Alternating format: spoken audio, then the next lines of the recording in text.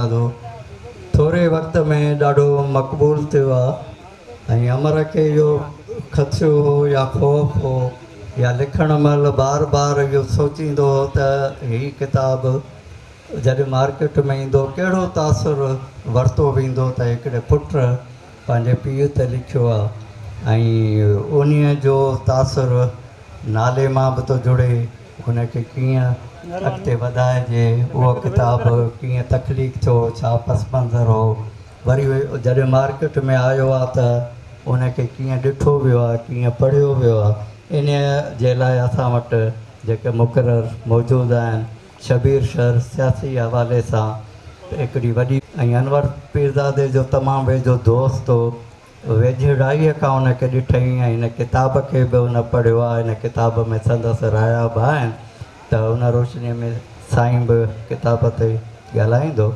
त पहिरियों मां शबीर शर साहिब खां या अमरत तव्हां खां शुरू न कजे त हीअ अलाए केतिरो दफ़ो तव्हां खां इहो सुवालु पुछो बि वियो आहे त हिन किताब लिखण जो मक़सदु छा आहे, तव्हां मुख़्तसर ॿुधायो, छा सम्झी तव्हां लिखियो?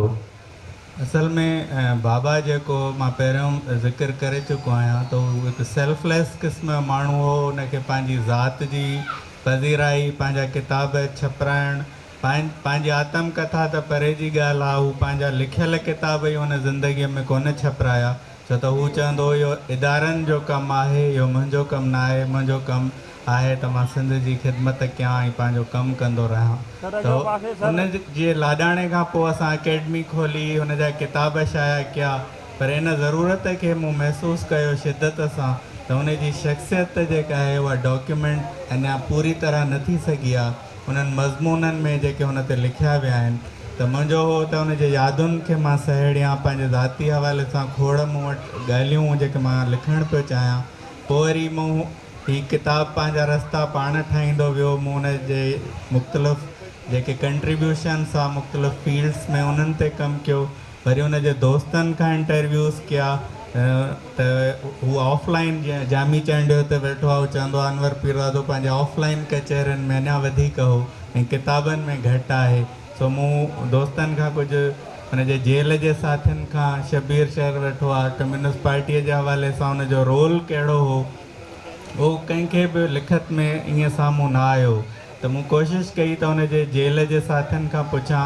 खोड़ सारा हुन जा अहिड़ा पासा हुआ जिन जी मूंखे बि किताब लिखण दौरान ॼाण मिली। जीअं मां ताजदार आदिल सां इंटरव्यू कयो त हुन मूंखे PTV जे नई टहीअ जूं खोड़ अहिड़ियूं ॻाल्हियूं ॿुधायूं जेके मुंहिंजे लाइ बि नयूं हुयूं। असां हुन सां जेके आहे MI जेको एयरफोर्स खां पोइ जेको हू जेल वियो त तनवीर शेख हुनखे कम्युनिस्ट लिटरेचर पढ़ायो, उन सां असां वञी मिलियासीं। हुन चयो मूं 4 कम्युनिज़म जा किताब अनवर खे कराची जेल में पढ़ाया। त ईअं ई किताब ज़ाती हवाले सां बि थी वियो, इन्वेस्टिगेशन पॉइंट ऑफ व्यू खां थी वियो, ऐं ॿियो मां हिन में हुन जा कंट्रीब्यूशन्स ॾियण जी कोशिशि कई आहे ऐं हुन जो हाव पार्ट ॾियण जी कोशिशि कई आहे त हुन मुख़्तलिफ़ शोबनि में कहिड़ो कंट्रीब्यूशन कयो ऐं हुन जो नुक़्ते नज़र छा हो। मोहम्मद अली पठान साहब असांजो अनवर पीरज़ादो अकेडमीअ जो ॼण त सरपरस्त आला आहे। हुन हमेशह छपर शाम छपा उहा असांजे अॼु खां थी आहे, पर शुरूआत तव्हां खां थी। छपर शाम तव्हां रहियो ऐं हाणे मैडम खे बि वेलकम कयूं था। उहा हाणे ऐलानियल बेशक वॾे अरसे खां हुन उहो ई किरदारु अदा कयो छपर शाम वारो। तव्हां हिन किताब खे सर्जंदे ॾिठो, इन दौर में अमर तव्हां सां सलाह बि वरिती, तव्हां बि सवाने हुनजो छा चइबो अथसि जेको कविता नावल था लिखो, उहो बि इन सिलसिले जी ॿी कड़ी थी ईंदो त उहो नज़माणो नावल थींदो। हिन किताब खे हाणे तव्हां कीअं था ॾिसो जॾहिं हू पंहिंजी शिकिल में अची वियो आहे त हिकु पुट पंहिंजे पीउ ते हीअ किताब लिखियो आहे, इन्हीअ जी अनवर पीरज़ादे जे हवाले सां हिन किताब जी केतिरी अहमियत ऐं ज़रूरत आहे? साईं दरअसल हीअ किताब जेको आहे उहो आहे त 200-250 पेज, पर हिन किताब जी वेट जेका आहे उहा ॾाढी वॾी आहे।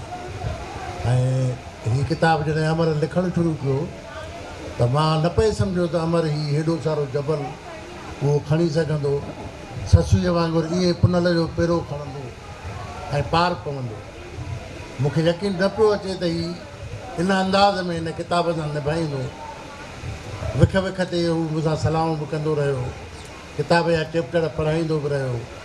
जीअं जीअं लिखंदो वियो तीअं तीअं मां हैरान थींदो वियुसि त हीउ छोकिरो जेको असांजे हथनि में ॼाओ उन केॾे आला नमूने सां पंहिंजे पीउ जो पेरो खयो ऐं अहिड़े अंदाज़ में खयईं जो उन में अक़ीदत जे यकीनन आहे, पर उन में अनवर साहब जी इल्मी सवा न उमिरी, इनखे मां नालो ॾिनो त हीअ अनवर साहब जी इल्मी सवा न उमिरी आहे, बाबा अनवर पीरज़ादो किताबु। ऐं इल्मी सवा न उमिरीअ जे हवाले सां मूं पंहिंजी ज़िंदगीअ में ॿिया त खोड़ किताब पढ़िया आहिनि, पर हिकिड़ा 3 किताब मुंहिंजी ज़िंदगीअ में उहो मुताले हेठि आया। ऐं उन्हनि किताबनि जी लेवल जेका जेतिरी मथे ही उन लेवल ते अचे। किताब ॾिठोसीं सिंधी अदब खे हिकिड़ो तोहफ़ो आहे। ऐं मैडम जीअं हिन किताब ते ॻाल्हाईंदी रही आहे, उन ॾींहुं त मैडम जेको आर्ट काउंसिल में हिन किताब ते ॻाल्हाईंदे हुनजो अखियूं भरिजी आयूं। इहो केॾो वॾो ट्रिब्यूट आहे हिकिड़े किताब खे त मैडम महताब जहिड़ी वॾी दानिश्वर ऐं वॾी लेखिका उहा हिन किताब ते ॻाल्हाईंदे उहा एॾो दर्द में ॿुॾी वञे जो हुनजूं अखियूं भरिजी अचनि। त हीअ किताब अमर पीरज़ादे हिकिड़े ग़ैर मामूली अंदाज़ में लिखियो आहे ऐं उन जा चैप्टर जहिड़े नमूने सां हुन सिलेक्ट कया उन में ॾाढो कामयाबु वियो आहे लिखण में। ऐं यकीनन हीअ किताब अनवर पीरज़ादे जो हिकिड़ो मुकमल तारुफ़ कराए थी। हिन किताब में जीअं गज़ेटियर्स जो में सालों साल वाधारे जी ज़रूरत हूंदी आहे, ईअं हिन किताब में बि अॻिते हली वाधारनि जी ज़रूरत पवंदी, छाकाणि जो अनवर पीरज़ादे जा अञा केतिरा पेरा न खया विया आहिनि, अञा उन जा केतिरा पहलू रहियल आहिनि। अनवर पीरज़ादे जो डान जो पासो न खयो वियो आहे, उहो डान जे फाइलनि में अनवर पीरज़ादो पियो आहे। अनवर पीरज़ादो अवामी आवाज़ जे फाइलनि में पियो आहे। अनवर जेको मतां विसारियो अवामी आवाज़ जे फ्रंट पेज ते लिखियो उहो मतां विसारियो अञा किताबी सूरत में न आयो आहे। अञा हुन जूं स्टार जूं रिपोर्टूं न आयूं आहिनि। त अमर जो हीअ किताबु अञा वधंदो ऐं जीअं वधंदो तीअं जेको आहे उहो जीअं खीर में खंडु पवे तीअं हीअ किताबु अञा वधीक हिकिड़ो मक़ाम माणींदो। हिन महिल बि हिन जी जेका आहे सिंधी अदब में तमामु वॾो मक़ाम आहे। ऐं हीअ किताबु यकीनन असांजे जेको आहे रोशन ख़्याल नौजवाननि खे हर टहीअ जे माण्हुनि खे पढ़णु घुरिजे ऐं अनवर पीरज़ादे जो हीउ मुकमल हिकिड़ो तारुफ़ कराए। असांजी ख़ुशि नसीबु आहे ऐं अमर जी बि त हिन वक़्तु सिंध जो सभ खां वॾो नक़ाद असांजे हिन सेशन में मौजूदु आहे, जामी चांडियो साहिबु। जामी चांडियो साहिब खे मां चवंदुमि बहैसियत नक़ाद हिन किताब खे हू कीअं थो ॾिसे ऐं अनवर साहब जे शख़्सियत जे हवाले सां हिन जा पासा मजमूई तौर ते किताबु कहिड़ो थो तासुर ॾे। महिरबानी ज़राल। सभ खां अॻु में त मां जीअं त लॉन्चिंग थी आहे हिते थींदी अॼु त मुबारकबाद ॾियां थो अमर खे त हिन किताब लिखियो आहे। ऐं अमर जॾहिं हीअ किताब जो हुनखे ज़हन में ख़्यालु हो त जिन माण्हुनि सां हुन शुरू में ॿुधायो मूंसां बि हुनजा सलाह कई ॻाल्हि कई त मां हीअ किताबु लिखां थो ऐं लिखणु घुरां थो ऐं मुसलसल जॾहिं मुलाक़ात थींदी ॿुधाईंदो। पोइ जॾहिं किताबु लिखी पूरो कयईं त मूंखे किताबु मोकिलियईं ऐं मूं हिकु साई में ई उन ॾींहं ते इहो किताबु पढ़ी पूरो कयो।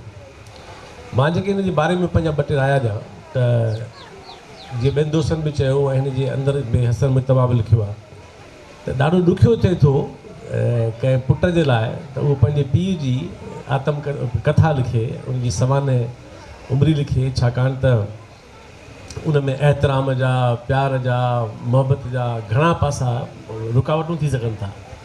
पर मूंखे इन ॻाल्हि जो वेसा हुयो ऐं आहे त जीअं त अनवर साहब पंहिंजे औलाद सां रवायती हिकिड़े पिदरी समाज जे पीउ वांगुरु न हलंदो हो, हिकिड़े बिल्कुलु दोस्तनि वांगुरु हलंदो हो।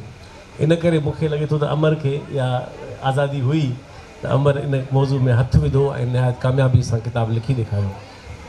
हिन किताबु पढ़ी जेके मूंखे जेके दिलि में ॻाल्हियूं साम्हूं आहियूं त हूअं आम तरह थिए छा थो त हिकिड़ो अदीब, हिकिड़ो लेखक या स्कॉलर उहो आवाम जे साम्हूं पंहिंजे तहरीरुनि में त मौजूदु हूंदो आहे, पर पंहिंजे तहरीरुनि जे पोयां पंहिंजी ज़ाती ज़िंदगी में कीअं आहे इहो ज़ाहिर आहे त हर लेखक, हर अदीब, हर स्कॉलर जी ज़िंदगी माण्हुनि जे साम्हूं ईअं खुली साम्हूं न ईंदी आहे। हाणे या त उहो तख़लीकार स्कॉलर लेखक पंहिंजो पाण खे पाण पंहिंजी सवाने हयात आत्मकथा लिखी पेश करे ऐं उहा बि ईमानदारी सां लिखी पेश करे, या वरी को ॿियो उनजी ज़िंदगीअ में ईअं हथु विझे। त मुंहिंजे ख़्याल में हिन किताब जी जेका असुलु वॾी ख़ूबसूरती इहा आहे त हिकिड़ो त हिकिड़े दोस्तनि जहिड़े पुट पंहिंजे पीउ ते किताबु लिखियो आहे ऐं मूं बिल्कुलु नक़ाद जी अखि सां हिनखे ॾिठो त हिन में किथे वधाउ त कोन थो करे, मुहबत वधाउ कराईंदी आहे। रोमांस जो नालो ई वधाउ जो आहे, रोमांस जो मतिलबु ई मुबालगो आहे। जेकॾहिं कंहिं रोमांस में वधाउ न आहे त पोइ उहो रोमांस बीहंदो ई कोन। त मूंखे पढ़ंदे पर मूंखे बिल्कुलु लॻो त अमर हिन में किथे बि पंहिंजी मुहबत में या पंहिंजे पीउ जे बारे में जेका हुन दिलि मुहबत था उनजो शिकार थी कंहिं बि रोमांस जो शिकार न थियो आहे जो हुन वधाउ कयो हुजे ऐं पढ़ंदड़ खे लॻे त हिते अनवर ईअं हुयो कोन पर पुट हुनखे ईअं पेश कयो आहे। त इन करे हीअ हिकिड़ी बिल्कुलु हक़ीक़त पसंदि, हिकिड़े तहक़ीक़ ते ॿधल, यादगिरियुनि ते ॿधल, गॾु कयल मालूमात ते ॿधल हिकिड़ी कलमबंद थियल हिकिड़ी कथा आहे। इहा ख़ूबसूरत ॻाल्हि आहे। मां हिकु ॿी ॻाल्हि कयां हिन किताब जे अंदरि त मिसाल तौरु केतिरियूं ॻाल्हियूं हिन किताब जे ज़रिए साम्हूं अचनि थियूं, हूअं त मौजूदु आहिनि, बेतरतीब आहिनि। हीअ किताबु ॿुधाए थो त हाणे सभिनी माण्हुनि खे ख़बर आहे त कामरेड शोभो अनवर पीरज़ादे जो फ़िक्री उस्तादु हो, पर हिन किताब मां ख़बर थी पई त सूबे सां तालुक़ु आहे, हालांकि सूबे जो ॻोठ पासे में आहे, पर कीअं जुड़ियो त किताब में ख़बर थी पई त जंहिं पहिरें किताब अनवर पीरज़ादे खे अदब ॾांहुं माइल कयो, अदीब थियण ते माइल कयो, उहो शेख अयाज़ जो किताबु हो ख़तनि जो, जे काकुर कापड़ी। ऐं उहो ज़ाहिर आहे त उहो ख़त अयाज़ जा एॾा पावरफुल आहिनि जंहिंमें उन मज़हब ते, समाज ते, अक़ीदनि ते, सकाफ़त ते, तारीख़ ते वॾा बेरहम तबसरा कया आहिनि अयाज़ उन में। त ज़ाहिर आहे त उन मुतासिर पूरी जनरेशन खे कयो। त हिन में लिखियलु आहे त अनवर पीरज़ादे खे लॻो त जंहिं किताब में शोभे जी एॾी तारीफ़ थियल आहे उहो माण्हू ज़रूरु कमाल हूंदो। हाणे शेख अयाज़ मां उत्साह वठी वरी हू लड़े थो शोभे ॾे, इहे ॻाल्हियूं आहिनि केतिरियूं। या मिसाल तौरु हिन पंहिंजे ॻोठ में पंहिंजी नंढी उमिरि में कहिड़ा कम कया, इहे सभु ॻाल्हियूं असांखे ख़बर न हुयूं ज़ाहिर। ऐं न वरी उहो पंहिंजी ख़ुदि सुनाईअ में कॾहिं ॿुधाईंदो हो, इहे ॻाल्हियूं असां कोन कयूं, असां कचहरियूं ॾिसूं सभई थियल हुयूं, पर कंदो कोन हो इहे ॻाल्हियूं। इन करे हिन किताब मां ख़बर थी पए त हुनजो घराणो, हुनजो ॾाॾो, हुनजो वालिद साहिबु, हुनजे घर जो माहौल, ॻोठ जो माहौल, उहो पूरो दौरु कीअं हो, शयूं कीअं हुयूं, हिन किताब साम्हूं अचनि थियूं। अनवर साहिबु में हिकिड़ो दिलचस्प क़िस्म जी हुनजी शख़्सियत में हिकिड़ो मिज़ाज में हिकिड़ी शइ हुई जेका मां बि महसूसु कई हमेशह। पराई ॻाल्हि हूंदी त इंतिहाई ओवर कॉन्फिडेंट माण्हू ॻाल्हाइण में, पंहिंजी ॻाल्हि में इंतिहाई शाइ माण्हू, लॼाड़ू माण्हू, पंहिंजी ॻाल्हि करे न सघंदो। त हिन किताब जे अंदरि बि अहिड़ा केतिरा ज़िक्र आहिनि, ॻाल्हियूं आहिनि। ऐं हुनजी ख़ुददारी जेका आहे, हिकिड़े माण्हूअ पंहिंजी हयाती त गुज़ारी पंहिंजी मर्ज़ी जी ऐं इतफ़ाक़नि हादसनि जो शिकार बि थियो, पर हुननि सभिनी ॾुखियनि तरीन लम्हनि में बि अनवर पीरज़ादे पंहिंजूं अवलियतूं, पंहिंजी ॾाहप, पंहिंजे ज़ात जो जोहर, पंहिंजी जेका हिकिड़ी ह्यूमन क्वालिटी ऐं मुश्किल ॾुखियाईनि जे साम्हूं रही न पवणु, इन ते कॾहिं बि अनवर पीरज़ादो कमज़ोर न थियो। त हिन किताब में ज़ाहिर टाइम घटि आहे त केतिरनि जायुनि ते नज़र अचे थो त अनवर पीरज़ादो, असां सवेर ॻाल्हि कई त उहो तख़लीक़ी हो, जमालियाती हो, हू आशिक़ हो, हू पोरियत हो, पर हिकिड़ो तारीफ़ हिन किताब में आहे त उहो अंदरि जो केॾो बहादुर माण्हू हो। ऐं इहो तारीफ़ बि हिन किताब में असांखे साम्हूं ॾियो। वाह। शबीर शर जॾहिं जेल में वियो त हुन ज़ैद खे ॾिठो, हिकिड़ो ॿारु आहे ऐं अनवर खे थो पियो तंग करे, थो पियो तंग करे। वरी जॾहिं शबीर शेर आज़ादु थी आयो त ॾिसे थो त वाक़ई अञा ताईं हिकिड़ो ॿारु आहे जेको अनवर खे थो पियो तंग करे, हुनजे अंज में वेठो आहे। त शबीर चयो त यार एतिरा साल थी विया, मां मोटी आयो आहियां, ज़ैद ओड़ो जो ओड़ो ऐं ओतिरो जो ई ओतिरो। त अनवर साहिबु चयो त इहो ज़ैद न आहे, इहो अमर आहे। त उहो अमर शबीर शर साहिबु अॼु अनवर साहिब ते किताब थो लिखे, नंढे में नंढो पुटु। ऐं उन ख़तरनाक दौर खां पोइ तक़रीबन पोइ अमर तव्हांजी सोबत में बि मुमकिन आहे एतिरो न आयो हुजो जेतिरो ज़ुबैर ज़ैद या असां आया आहियूं। तव्हां हिन किताब खे कीअं था पोइ ॾिसो? हिकु नंढे पुट जी हैसियत में त हिन ही किताब लिखियो आहे ऐं उन जी पुख़्तगी या उन जी लिखणी कीअं आहे?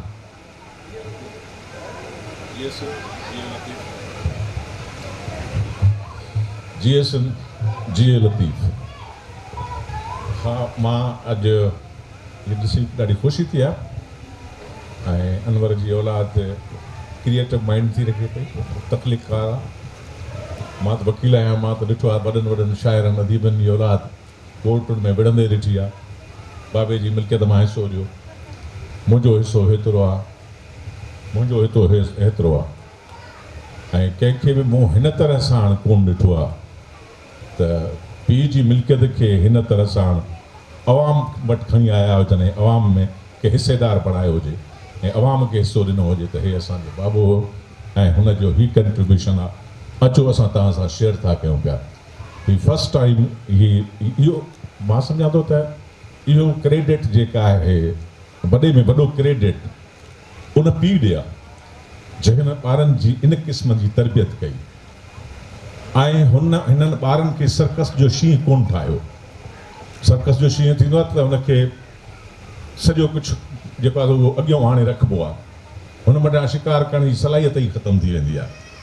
त असांजा वॾा वॾा अदीब उन्हनि वॾा वॾा ढेर ठाहे ॾिना दौलत जा पंहिंजी औलाद खे, उहे सर्कस जा शींहं थी विया ऐं उन्हनि मां कमाइण जी सघ ख़तमु थी वई। अनवर हिननि खे हिकिड़ो महिनत कश ठाहियो ऐं हिननि में उहा जिदत पैदा कई, हिननि खे डिग्री ॾिनी, हिननि खे तालीम ॾिनी ऐं हिननि जे लाइ न ज़मीन छॾी, न ज़र छॾियो, न बैंक बैलेंस छॾियो ऐं उन उहा शइ हिननि खे मथे खणी आई आहे। न सिर्फ़ु हिननि खे मथे खणी आहे, उन शइ जे ज़रिए ई पंहिंजे पीउ खे ॿाहिरि खणी आया आहिनि ऐं पंहिंजे पीउ खे वरी ज़िंदा करे छॾियो अथनि, जेको इनकलाबी माण्हू हुयो ऐं हिकिड़ो इनकलाबी शाइर हुयो। ऐं उन माण्हू खे ऐं हिन छोकिरे जेका महिनत कई आहे ही त मुंहिंजे अॻियां ज़ाहिर ते जेको ॿुधायो ज़ैद एॾो जेको आहे खेचलो हूंदो त ॻाल्हाइणु कोन ॾींदो हुयुसि। पोइ बि मां हुन माण्हू खे कॾहिं चिड़ंदे कोन ॾिठो, कॾहिं छिड़ब न ॾिनई, जेका सिंधी माण्हू जे बिल्कुलु ई मिज़ाज जे ख़िलाफ़ु आहे।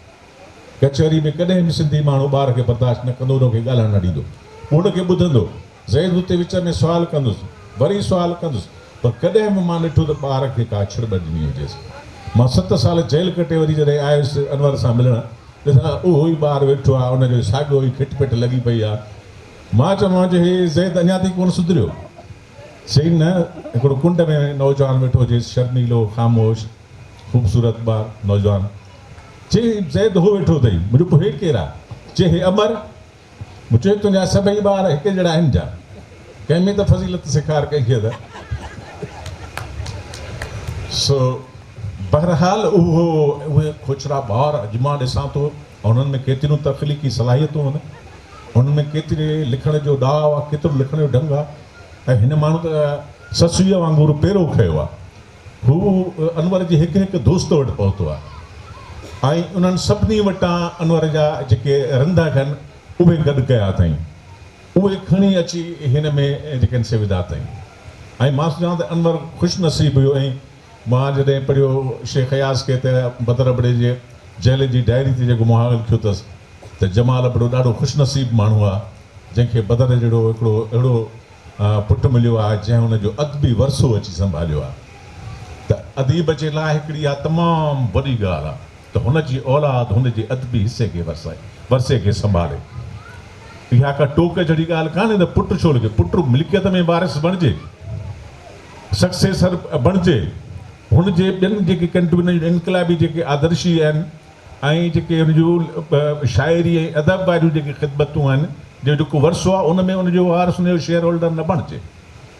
पोइ त अहिड़ी औलाद खे हैफ़ आहे त सिर्फ़ु जेका असां सक्सेसर थी बणिजे पई मिल्कियत में ऐं जाइदाद में। हिन किताब खे जॾहिं मां ॾिठो त मूंखे इलाही ॻाल्हियूं जेके से यादि ईंदियूं हुयूं। अनवर में हिकिड़ी ॻाल्हि जेका ख़ुशूसियत हूंदी हुई त मूं हुनखे कॾहिं चिड़ंदे कोन ॾिठो। हालांकि असांजी कम्युनिस्ट पार्टी में अहिड़ा अहिड़ा दोस्त वेठा हूंदा, अहिड़ी छिती तनक़ीद कंदा हुआ जो तक़रीबन माण्हू जा कपिड़ा लाहे छॾींदा हुआ, पर हिन माण्हू खे कॾहिं बि मां पज़ल थींदे कोन ॾिठो ऐं कॾहिं बि इहो न चई त तूं हीअं थो करे, तूं या काउंटर एलिगेशन ते अची लहंदा हुआ, हिक ॿिए ते काउंटर एलिगेशन हूंदा हुआ। पर हिन काउंटर एलिगेशन बि कोन कंदो हो, चवंदो तव्हां सही था चओ ऐं मां पाण खे दुरुस्त करण जी कोशिशि कयूं। हे कम्युनिस्ट पार्टी जे लिटररी फ्रंट जो जेको आहे इंचार्ज हुयो, जंहिंमें सुर्ख परचम, हलचल ऐं कामरेड जेको अंग्रेज़ी में रिसालो निकिरंदो हो, उहे जेकॾहिं संभालींदो। हिकिड़े दफ़े प्रोफेसर जमाल के इमाम नाज़िश खे लतीफ़ पे सम्झाए वेठो त हू चवनि त भई इनखे कहिड़ी तरह सां कीअं असांखे ॿुधाए, त हुनखे चयईं प्रोफेसर खे, देर are some who R above and aloof, but there are some who are closest to the vents of the heart, कि ओॾा बि दूर, कि दूर बि ओॾा सुख वञी हुनखे ट्रांसलेट कयां थो दंग रही जा। चयईं इहो भिटाई थो चए पियो, छा भिटाई, अञा घणो कुझु थो चए पियो। पोइ हिनखे चवंदो यार इनखे आण हिन में अंग्रेज़ी कामरेड में जेका आहे, पोइ हुन कामरेड में हुनखे ट्रांसलेट करे जेका असां आण शुरू कयो। इहो न त को हुन शेख हयात जेको ट्रांसलेट थियल आहे उन तां कयो हुजे, उन लिटररी फ्रंट में असां त जेको आहे सबिंग में करे टाइपिंग में हूंदा हुआसीं, सॼो मवादु लिटरेचर जेको आहे, हे असलम आज़ाद, हिदायत मंगी ऐं बदर अबड़ो साहब, इहे सभई पुराणा दोस्त हूंदा हुआ जेके सुर्ख परचम हलचल उन ज़माने में कंट्रीब्यूट कंदा हुआ। जंहिं ज़माने में अख़बारुनि ते सख़्तु सेंसरशिप हूंदी हुई ऐं अख़बारूं तव्हां ॾिसंदा हूंदव हुते सीनियर वेठा आहिनि, बेदल मसूर साहब, ताज साहब वारा तमामु सीनियर, अदल सुमरे वारा काफ़ी सीनियर जेके आहिनि, सलीम अहमद साहब जनरल वेठा आहिनि। यादि त अख़बारुनि जूं जेके सॼा सिफ़ा उहे अच्छा ईंदा हुया, एॾी सेंसरशिप हूंदी हुई। उन दौर में हिन असांखां जेका सुर्ख परचम ते इहो कढायो साइक्लोस्टाइल मशीन, 5000 उनजी सर्कुलेशन थी वई। ऐं जॾहिं मां हिलाल पाकिस्तान में कमु कयो त उनजी 5000 सर्कुलेशन हुई जेका प्रिंट ते हूंदी। ऐं हींअर त दौर तमामु घणो अॻिते हलियो वियो आहे। हिन जे दौर में जेकॾहिं अनवर जहिड़ा माण्हू हुजनि, अञा घणो कुझु जेकॾहिं से करे सघनि था पिया। अॼु त सॼी सिंध जेका आहे इन सोशल मीडिया जे ज़रिए, ऐं हालांकि का ऑर्गेनाइज़ेशन कान्हे, का सभई ऑर्गेनाइज़ेशन्स जेके आहिनि।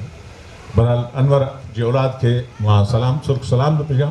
हुननि खे जुस आहे त हुननि पंहिंजे अबे जे वरसे खे संभालियो आहे ऐं बहितरीन तरीक़े सां संभालियो आहे, बहितरीन यादुनि जे अंदाज़ में हूंदो आहे। हुनखे 1000 सालनि ताईं ज़िंदा करे छॾियो आहे। तव्हांजी महिरबानी। मां पुछां मुहूर्त करे छॾियूं किताबनि जी, पोइ हिकु हिकु सुवाल तव्हां ॿिन्ही खां मां पुछां थो। हलो जी। हीअ किताबु जेको अमर लिखियो आहे, जीअं मूं चयो त हिन किताब जी वॾी वेट आहे। असां वटि जेकॾहिं मुहज़िब यूनिवर्सिटियूं हुजनि ऐं ईमानदार महक़िक़ हुजनि त हिन किताब खे उहे एज़ाज़ी PhD जी डिग्री ॾियनि। छाकाणि जो हीअ तहक़ीक़, हीअ अनवर जे इल्म जी बि तहक़ीक़ आहे, अनवर जे कम जी बि तहक़ीक़ आहे, अनवर जी दोस्तीअ जी बि तहक़ीक़ आहे, अनवर जे फ़र्दु हुन कीअं ज़िंदगी गुज़ारी उन जी बि तहक़ीक़ आहे। हीअ घण पासाऊं किताबु आहे, हिन जो को हिकिड़ो पहलू कोन्हे। ऐं तमामु टीड़ियाले अंदाज़ में 3 साल हिन किताब लिखण ते लॻा आहिनि। मुंहिंजी दिलि थी चवे तव्हां ताड़ियूं वॼायो हिन ते, अमर जे हिन महिनत ते, ऐं हुनखे ट्रिब्यूट ॾियो। ऐं साईं सलीम मेमण साहब जहिड़ो वॾो माण्हू असां वटि वेठो आहे, त हुनखे मां गुज़ारिश कयां थो त घटि में घटि कराची यूनिवर्सिटीअ खे या तजवीज़ ॾिए त अहिड़े किताब खे हिकिड़ी एज़ाज़ी PhD जी डिग्री ज़रूरु ॾियणु खपे। जा तव्हां ॻाल्हाइण था चाहियो? मां हिन में 2 ॻाल्हियूं करणु चाहियां थो हिन किताब जे हवाले सां। हिकिड़ो त हिन किताब में अनवर साहब जी तमामु हिकिड़ी विखरियल टिड़ियल पखिड़ियल घण शोभा जाती ज़िंदगीअ खे न रुॻो सहेड़ियो आहे, पर हिकु हिकु पासे खे हुन अलॻि जुदा करे उन में यादगिरियूं, उन में मालूमात, उन में ॼाण गॾु कई आहे। पर हिकिड़ी मूं वटि तजवीज़ बि आहे जेका मूं ॼण बि चाही, जेका तव्हां ॻाल्हि कई। सलीम साहब बि वेठो आहे ऐं मदद वेठो आहे। हिन किताब में जीअं त काफ़ी ॻाल्हियूं आहिनि, यादगिरियूं आहिनि। उन हिकिड़ो जेको यादुनि में हिकिड़ो ॻाल्हि आहे जेका तमामु मूंखे हीअं तव्हांजी ॻाल्हियुनि मां ॻाल्हि ज़हन में आई। लिखियलु आहे त मोहम्मद अली पठान खे पंहिंजे असांजे खे अनवर साहब चयो त तुंहिंजी PhD जो मौज़ू शाह लतीफ़ ते मूंखे ज़हन में अची वियो आहे, ऐं मां उन जा नुक़्ता जेके आहिनि, बुनियादी जेके मौज़ू आहिनि, उहे ज़हन में ठाहे वरिता आहिनि त तूं पनो खण त मां तोखे लिखायां। पोइ उन में लिखियलु आहे किताब में, त उन में 20 मूंखे यादि अचनि था या 24 आहिनि, 24 या 20 नुक़्ता आहिनि। उहे 20 सब टॉपिक्स आहिनि। त मां सम्झां थो त सलीम साहब वेठो आहे, चेयर बि आहे, ऐं इन में मां वॉलंटियर करे सघां थो तव्हां सां गॾु। इन में इहो जेके 24 मौज़ू जेके तजवीज़ कया आहिनि, अनवर पीरज़ादे साहिबु लतीफ़ियात जे ख़्याल खां ऐं ज़ाहिर हिकु माण्हू न बि लिखे त जेकॾहिं तव्हां चूंड दोस्तनि जी चूंड करे उन्हनि खे ऐं मूंखे ख़बर आहे तव्हांखे कमु वठणु ईंदो आहे, मां तजुर्बो बि कयो आहे, त इन करे तव्हां कमु वठी वेंदव माण्हुनि खां। त इहे ॾिसो इहे हिकिड़ा ख़्वाब आहिनि, को बि तख़लीकार को बि सोचींदड़ माण्हू सभु शयूं पूरियूं न करे सघंदो। त ये 24 जेके आहिनि इहे PhD जा मौज़ू आहिनि साईं, इहे भिटाईअ जे ॿोलीअ जे हवाले सां 24 PhD जा मौज़ू आहिनि। त इहे जेके मौज़ू आहिनि मूं इहा ॻाल्हि पई कई त इन्हनि मौज़ूअनि ते हिकिड़ो किताब जी रिथा तयारु कयो त इहा बि अनवर साहिब खे भेटा हूंदी त हुन जा तजवीज़ कयल मौज़ू लतीफ़ियात जा उन ते हिकिड़ो कमु थिए ऐं इहो किताबु साम्हूं अचे।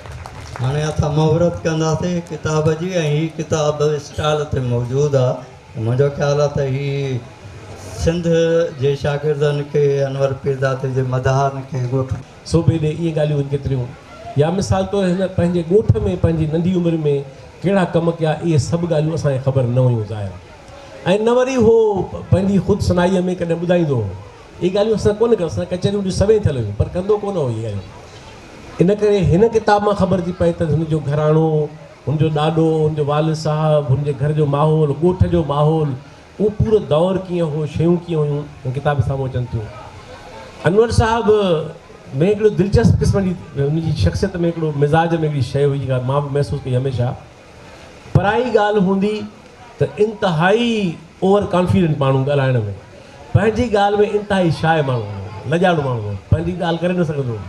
त हिन किताब जे अंदरि बि अहिड़ा केतिरा ज़िक्र आहिनि, ॻाल्हियूं आहिनि, ऐं हुनजी ख़ुददारी जेका आहे, हिकिड़े माण्हूअ पंहिंजी हयाती त गुज़ारी पंहिंजी मर्ज़ी जी ऐं इतफ़ाक़नि हादसनि जो शिकार बि थियो, पर हुननि सभिनी ॾुखियनि तरीन लम्हनि में बि अनवर पीरज़ादे पंहिंजूं अवलियतूं, पंहिंजी ॾाहप, पंहिंजे ज़ात जो जोहर, पंहिंजी जेका हिकिड़ी ह्यूमन क्वालिटी ऐं ॾुखियाईनि जे साम्हूं रही न पवणु, इन ते कॾहिं बि अनवर पीरज़ादो कमज़ोर न थियो। त हिन किताब में ज़ाहिर टाइम घटि आहे त केतिरनि जायुनि ते नज़र अचे थो त अनवर पीरज़ादो, असां सवेर ॻाल्हि कई त उहो तख़लीक़ी हो, जमालियाती हो, हू आशिक़ हो, हू पोरियत हो, पर हिकिड़ो तारीफ़ हिन किताब में आहे त उहो अंदरि जो केॾो बहादुर माण्हू हो, ऐं इहो तारीफ़ बि हिन किताब में असांखे साम्हूं ॾियो।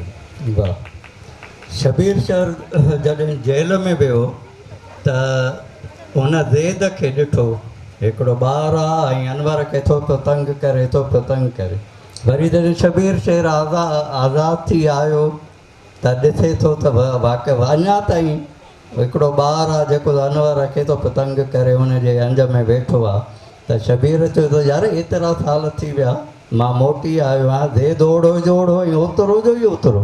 त अनवर साहिबु चयो त इहो ज़ैद न, इहो अमर आहे। त उहो अमर शबीर शर साहिबु अॼु अनवर साहिब ते किताब थो लिखे, नंढे में नंढो पुटु, ऐं उन ख़तरनाक दौर खां पोइ तक़रीबन पोइ अमर तव्हांजी सोबत में बि मुमकिन आहे एतिरो न आयो हुजो जेतिरो ज़ुबैर ज़ैद या असां आया आहियूं। तव्हां हिन किताब खे कीअं था पोइ ॾिसो, हिकु नंढे पुट जी हैसियत में त हिन ही किताब लिखियो आहे, ऐं हुनजी पुख़्तगी या हुनजी लिखणी कीअं आहे?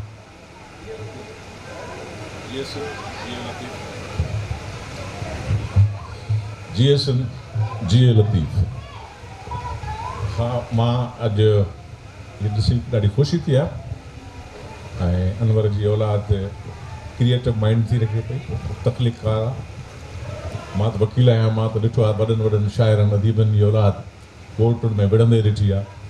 बाबे जी मिल्कियत मां हिसो ॾियो, मुंहिंजो हिसो हेतिरो आहे, मुंहिंजो हितो हेतिरो आहे, ऐं कंहिंखे बि मूं हिन तरह सां कोन ॾिठो आहे त पीउ जी मिल्कियत खे हिन तरह सां अवाम वटि खणी आया हुजनि ऐं अवाम में के हिसेदार बणायो हुजे ऐं अवाम खे हिसो ॾिनो हुजे त हे असांजो बाबो हो ऐं हुनजो ही कंट्रीब्यूशन आहे। अचो असां तव्हां सां शेयर था कयूं पिया। ही फस्ट टाइम इहो मां सम्झां थो त इहो क्रेडिट जेका आहे, वॾे में वॾो क्रेडिट उन पीउ ॾे आहे जंहिं ॿारनि जी इन क़िस्म जी तरबियत कई, ऐं हिननि ॿारनि खे सर्कस जो शींहुं कोन ठाहियो। सर्कस जो शींहुं थींदो आहे त हुनखे सॼो कुझु जेको आहे उहो अॻियां आणे रखिबो आहे, हुन वटां शिकार करण जी सलाहियत ई ख़तमु थी वेंदी आहे। त असांजा वॾा वॾा अदीब, हुननि वॾा वॾा ढेर ठाहे ॾिना दौलत जा पंहिंजे औलाद खे, उहे सर्कस जा शींहं थी विया ऐं उन्हनि मां कमाइण जी सघ ख़तमु थी वई। अनवर हिननि खे हिकिड़ो महिनत कश ठाहियो ऐं हिननि में उहा जिदत पैदा कई, हिननि खे डिग्री ॾिनी, हिननि खे तालीम ॾिनी ऐं हिननि जे लाइ न ज़मीन छॾी, न ज़र छॾियो, न बैंक बैलेंस छॾियो ऐं उन उहा शइ हिननि खे मथे खणी आई आहे। न सिर्फ़ु हिननि खे मथे खणी आहे, उन शइ जे ज़रिए ई पंहिंजे पीउ खे ॿाहिरि खणी आया आहिनि ऐं पंहिंजे पीउ खे वरी ज़िंदा करे छॾियो अथनि, जेको इनकलाबी माण्हू हुयो ऐं हिकिड़ो इनकलाबी शाइर हुयो। ऐं उन माण्हू खे ऐं हिन छोकिरे जेका महिनत कई आहे, हिते मुंहिंजे अॻियां ज़ाहिर ते जेको ॿुधायो ज़ैद एॾो जेको आहे खेचलो हूंदो हुओ, ॻाल्हाइणु कोन ॾींदो हुयुसि। पोइ बि मां हुन माण्हू खे कॾहिं चिड़ंदे कोन ॾिठो, कॾहिं छिड़ब न ॾिनई, जेका सिंधी माण्हू जे बिल्कुलु ई मिज़ाज जे ख़िलाफ़ु आहे। कचहरी में कॾहिं बि सिंधी माण्हू ॿार खे बर्दाश्त न कंदो, हुनखे ॻाल्हाइणु न ॾींदो, हुनखे ॿुधंदो। ज़ैद हुते विच में सुवालु कंदुसि, वरी सुवालु कंदुसि, पर कॾहिं बि मां ॾिठो त ॿार खे का छिड़ब ॾिनी हुजेसि। मां 7 साल जेल कटे वरी जॾहिं आयुसि अनवर सां मिलणु, ॾिसां उहो ई ॿारु वेठो आहे, उनजो साॻियो ई खिट पिट लॻी पई आहे। मां चयोमांसि हे ज़ैद अञा ताईं कोन सुधरियो। सही न, हिकिड़ो कुंड में नौजवान वेठो हुजेसि, शर्मीलो, ख़ामोश, ख़ूबसूरत ॿारु नौजवान। चई ज़ैद हो वेठो अथई। मुंहिंजो पोइ हे केरु आहे? चए हे अमर। मूं चयो तुंहिंजा सभई ॿार हिकु जहिड़ा आहिनि जा, कंहिं में त फज़ीलत सेखार कंहिंखे त। सो बहरहाल उहे खोचरा ॿार अॼु मां ॾिसां थो, उन्हनि में केतिरियूं तख़लीक़ी सलाहियतूं आहिनि, उन्हनि में केतिरे लिखण जो ॾाव आहे, केतिरो लिखण जो ढंग आहे। ऐं हिन माण्हू त ससूअ वांगुरु पेरो खयो आहे। हू अनवर जे हिकु हिकु दोस्त वटि पहुतो आहे ऐं उन्हनि सभिनी वटां अनवर जा जेके रंधा आहिनि उहे गॾु कया अथई, उहे खणी अची हिन में जेके से विधा अथई। ऐं मां सम्झां त अनवर ख़ुशि नसीब हुयो। ऐं मां जॾहिं पढ़ियो शेख अयाज़ खे त बदर अबड़े जे जेल जी डायरी ते जेको मुहावल कयो अथसि त जमाल अबड़ो ॾाढो ख़ुशि नसीब माण्हू आहे, जंहिंखे बदर जहिड़ो हिकिड़ो अहिड़ो पुटु मिलियो आहे जंहिं हुनजो अदबी वरसो अची संभालियो आहे। त अदीब जे लाइ हिकिड़ी आहे तमामु वॾी ॻाल्हि आहे त हुनजी औलाद हुनजे अदबी हिसे खे वरसे खे संभाले। इहा का टोक जहिड़ी ॻाल्हि कान्हे त पुटु छो लिखे, पुटु मिल्कियत में वारिस बणिजे, सक्सेसर बणिजे, हुनजे ॿियनि जेके कंट्रीब्यूशन इनकलाबी जेके आदर्शी आहिनि ऐं जेके हुनजो शाइरी ऐं अदब वारियूं जेके ख़िदमतूं आहिनि, जेको वरसो आहे उन में उनजो वारिस हुनजो शेयर होल्डर न बणिजे। पोइ त अहिड़ी औलाद खे हैफ़ात सिर्फ़ु जेका असां सक्सेसर थी बणिजे पई मिल्कियत में ऐं जाइदाद में। त हिन किताब खे जॾहिं मां ॾिठो त मूंखे इलाही ॻाल्हियूं जेके से यादि ईंदियूं हुयूं। अनवर में हिकिड़ी ॻाल्हि जेका ख़ुशूसियत हूंदी हुई त मूं हुनखे कॾहिं चिड़ंदे कोन ॾिठो। हालांकि असांजी कम्युनिस्ट पार्टी में अहिड़ा दोस्त वेठा हूंदा, अहिड़ी छिती तनक़ीद कंदा हुआ जो तक़रीबन माण्हू जा कपिड़ा लाहे छॾींदा हुआ, पर हिन माण्हू खे कॾहिं बि मां पज़ल थींदे कोन ॾिठो। ऐं कॾहिं बि इहो न चई त तूं हीअं थो करे, तूं या काउंटर एलिगेशन ते अची लहंदा हुआ, हिक ॿिए ते काउंटर एलिगेशन हूंदा हुआ। पर हिन काउंटर एलिगेशन बि कोन कंदो, चवंदो तव्हां सही था चओ ऐं मां पाण खे दुरुस्त करण जी कोशिशि कयूं। हे कम्युनिस्ट पार्टी जे लिटररी फ्रंट जो जेको आहे इंचार्ज हुयो, जंहिंमें सुर्ख परचम, हलचल ऐं कामरेड जेको अंग्रेज़ी में रिसालो निकिरंदो हो, उहे जेकॾहिं संभालींदो हो। हिकिड़े दफ़े प्रोफेसर जमाल के इमाम नाज़िश खे लतीफ़ ते सम्झाए वेठो त हू चवनि त भई इनखे कहिड़ी तरह सां कीअं असांखे ॿुधाए, त हुनखे चई प्रोफेसर खे देर are some who are above and aloof but there are some who are closest to the vents of the heart. कि ओॾा बि दूर के दूर बि ओॾा सुख वञी हुनखे ट्रांसलेट कयो त दंग रही जाए। चई इहो भिटाई थो चए पियो, छा भिटाई, अञा घणो कुझु थो चए। पोइ हिनखे चवंदो यार इनखे आण हिन में अंग्रेज़ी कामरेड में जेका आहे, पोइ हुन कामरेड में हुनखे ट्रांसलेट करे जेका असां आण शुरू कयो। इहो न त कोन शेख अयाज़ जेको ट्रांसलेट थियल आहे उन तां खयो हुजे। उन लिटररी फ्रंट में असां त जेको आहे सबिंग में कॾहिं टाइपिंग में हूंदा हुआसीं, सॼो मवादु लिटरेचर जेको आहे हे असलम आज़ाद, हिदायत मंगी ऐं बदर अबड़ो साहब, इहे सभई पुराणा दोस्त हूंदा हुआ जेके सुर्ख परचम हलचल उन ज़माने में कंट्रीब्यूट कंदा हुआ। जंहिं ज़माने में अख़बारुनि ते सख़्तु सेंसरशिप हूंदी हुई ऐं अख़बारूं तव्हां ॾिसंदा हूंदव हुते सीनियर वेठा आहिनि, बेदल मसूर साहिबु, ताजो साहिब वारा तमामु सीनियर, अदल सुमरे वारा काफ़ी सीनियर जेके सलीम अहमद साहिब जनरल वेठा आहिनि। यादि हूंदो त अख़बारुनि जो जेके सॼा सिफ़ा उहे अच्छा ईंदा हुआ, एॾी सेंसरशिप हूंदी हुई। उन दौर में हिन असांखां जेका सुर्ख परचम ते इहो कढायो साइक्लो स्टाइल मशीन, 5000 उन जी सर्कुलेशन थी वई ऐं जॾहिं मां हिलाल पाकिस्तान में कमु कयो त उनजी 5000 सर्कुलेशन हुई जेका प्रिंट हूंदी। ऐं हींअर त दौरु तमामु घणो अॻिते हलियो वियो आहे। हिन जे दौर में जेकॾहिं अनवर जहिड़ा माण्हू हुजनि अञा घणो कुझु जेकॾहिं से करे सघनि था पिया। अॼु त सॼी सिंध जेका आहे इन सोशल मीडिया जे ज़रिए ऐं हालांकि का ऑर्गेनाइज़ेशन कान्हे का सभई ऑर्गेनाइज़ेशन्स जेके आहिनि। बहरहाल अनवर जी औलाद खे मां सलाम थो कयां। हुननि खे जुस आहे त हुननि पंहिंजे अबे जे वरसे खे संभालियो आहे ऐं बहितरीन तरीक़े सां संभालियो आहे, बहितरीन यादुनि जे अंदाज़ में हूंदो आहे। हुनखे 1000 सालनि ताईं ज़िंदा करे छॾियो आहे। तव्हांजी महिरबानी। मां पुछां महूरत करे छॾियूं किताबनि जी, पोइ हिकु हिकु सुवाल तव्हां ॿिन्ही खां मां पुछां थो। हलो जी। हीअ किताब जेको अमर लिखियो आहे, जीअं मूं चयो त हिन किताब जी वॾी वेट आहे। असां वटि जेकॾहिं मुहज़िब यूनिवर्सिटियूं हुजनि ऐं ईमानदार महक़िक़ हुजनि त हिन किताब खे उहे एज़ाज़ी PhD जी डिग्री ॾियनि। छाकाणि जो हीअ तहक़ीक़ हीअ अनवर जे इल्म जी बि तहक़ीक़ आहे, अनवर जे कम जी बि तहक़ीक़ आहे, अनवर जी दोस्तीअ जी बि तहक़ीक़ आहे, अनवर जे फ़र्दु हुन कीअं ज़िंदगी गुज़ारी उन जी बि तहक़ीक़ आहे। हीअ घण पासाऊं किताब आहे, हिन जो को हिकिड़ो पहलू कोन्हे ऐं तमामु टीड़ियाले अंदाज़ में 3 साल हिनखे हिन किताब लिखण ते लॻा आहिनि। मुंहिंजी दिलि थी चवे तव्हां ताड़ियूं वॼायो हिन ते, अमर जे हिन महिनत ते ऐं हुनखे ट्रिब्यूट ॾियो। ऐं साईं सलीम मेमण साहिबु जहिड़ो वॾो माण्हू असां वटि वेठो आहे त हुनखे मां गुज़ारिश कयां थो त घटि में घटि कराची यूनिवर्सिटीअ खे या तजवीज़ ॾिए त अहिड़े किताब खे हिकिड़ी एज़ाज़ी PhD जी डिग्री ज़रूरु ॾियणु खपे। जा तव्हां ॻाल्हाइण था छा? मां हिन में 2 ॻाल्हियूं करणु चाहियां थो हिन किताब जे हवाले सां। वाह। हिकिड़ो त हिन किताब में अनवर साहब जी तमामु हिकिड़ी विखरियल टिड़ियल पखिड़ियल घण शोभाजाती ज़िंदगीअ खे न रुॻो सहेड़ियो आहे, पर हिकु पासे खे हुन अलॻि जुदा करे उन में यादगिरियूं, उन में मालूमात, उन में ॼाण गॾु कई आहे। पर हिकिड़ी मूं वटि तजवीज़ बि आहे जेका मूं ॼण बि चाही, जेका तव्हां ॻाल्हि कई। सलीम साहिब बि वेठो आहे ऐं मदद वेठो आहे। हिन किताब में जीअं त काफ़ी ॻाल्हियूं आहिनि, यादगिरियूं आहिनि। उन हिकिड़ो जेको यादुनि में हिकिड़ो ॻाल्हि आहे जेका तमामु मूंखे हीअं तव्हांजी ॻाल्हि मां ॻाल्हि में आई। लिखियलु आहे त मोहम्मद अली पठान खे पंहिंजे खे असांजे खे अनवर साहिबु चयो त तुंहिंजी PhD जो मौज़ू शाह लतीफ़ ते मूंखे ज़हन में अची वियो आहे ऐं मां उन जा नुक़्ता जेके आहिनि, बुनियादी जेके मौज़ू आहिनि, उहे ज़हन में ठाहे वरिता आहिनि त तूं पनो खण त मां तोखे लिखायां।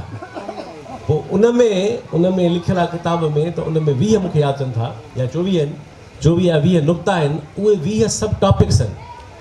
त मां सम्झां थो त सलीम साहिबु वेठो आहे, चेयर बि आहे ऐं इन में मां वॉलंटियर करे सघां थो तव्हां सां गॾु। इन में इहो जेके 24 मौज़ू जेके तजवीज़ कया आहिनि अनवर पीज़ादे साहिबु लतीफ़ियात जे ख़्याल खां, ऐं ज़ाहिर आहे हिकु माण्हू न बि लिखे त जेकॾहिं तव्हां चूंड दोस्तनि जी चूंड करे उन्हनि खे, ऐं मूंखे ख़बर आहे तव्हांखे कमु वठणु ईंदो आहे, मां तजुर्बो बि कयो आहे हुनजो, त इन करे तव्हां कमु वठी ईंदो माण्हुनि खां। त इहे ॾिसो, इहे हिकिड़ा ख़्वाब आहिनि। को बि तख़लीकार, को बि सोचींदड़ माण्हू सभु शयूं पूरियूं न करे सघंदो। त इहे 24 जेके आहिनि इहे PhD जा मौज़ू आहिनि साईं। इहे भिटाईअ जे ॿोलीअ जे हवाले सां 24 PhD जा मौज़ू आहिनि। त इहे जेके मौज़ू आहिनि, मूं इहा ॻाल्हि पई कई त इन्हनि मौज़ूअनि ते हिकिड़ो किताब जी रिथा तयारु कयो त इहा बि अनवर साहिब खे भेटा हूंदी त हुन जा तजवीज़ कयल मौज़ू लतीफ़ियात जा उन ते हिकिड़ो कमु थिए ऐं इहो किताब साम्हूं अचे। हाणे असां मुहूरत कंदासीं किताब जी, ऐं हीअ किताब स्टॉल ते मौजूदु आहे। मुंहिंजो ख़्यालु आहे त हीअ सिंध जे शागिर्दनि खे अनवर पीरज़ादे जे मदाहनि खे ॻोठणु घुरिजे। हिकिड़े दफ़े जी इहा ॻाल्हि न आहे, उन सां सिंध बलड़े जी सभिनी खे ख़ुदि पढ़ंदड़ खे वॾो फ़ाइदो थींदो। सतार पीरज़ादो साहिबु चवंदो हो त किताब तव्हां पढ़ंदो त ख़बर पवंदी न अंदरि छा आहे। त उहा ॻाल्हि पंहिंजे जोहर में इंतिहाई अहम ॻाल्हि ई जाइ बि किताब पढ़ो त सही न। ऐं उहो ॾाढो फुक़दान आहे, असां किताब पढ़ूं घटि था, पर हुनजी बेहदि ज़रूरत आहे। इंतिहाई अहम किताब आहे ऐं हिन जी अहमियत जामी चांडे साहिबु, असांजे मोहम्मद अली पठान, शबीर शर साहिबु, तमामु वाज़ह कई आहे। इहो ई असांजो मक़सदु हो। बाक़ी हाणे तव्हांजी समाप्ति ते आहे।